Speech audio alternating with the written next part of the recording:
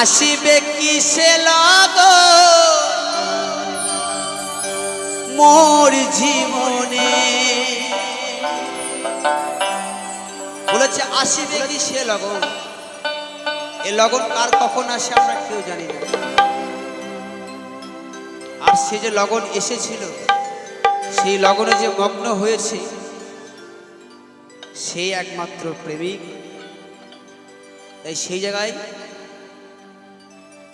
আমাদের প্রেমিক ছিলেন সেই গোবিন্দ। তাই আসিবে কিসে লগন মোর জীবনে, মিলনের সাজ জাগে বন্ধু কুঞ্জবনে।